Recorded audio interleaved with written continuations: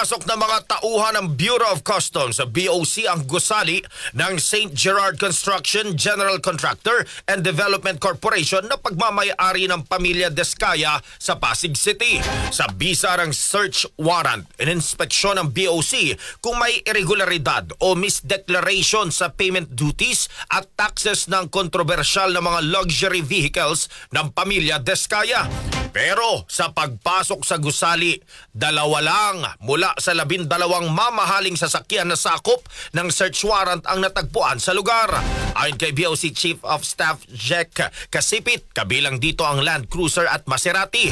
Una nang inamin ng Descaya family sa isang viral vlog na aabot sa 4 na po ang kanilang luxury cars, pero sa pagdinig kahapon sa Senado ay sinabi ni Sara Descaya na aabot lang sa 28 ang kanilang mamahaling mga sasakyan. Nadawit ang mag-asawang Descaya dahil sa aligasyon na nakakuha ng 31.5 billion pesos na halaga ng flood control projects.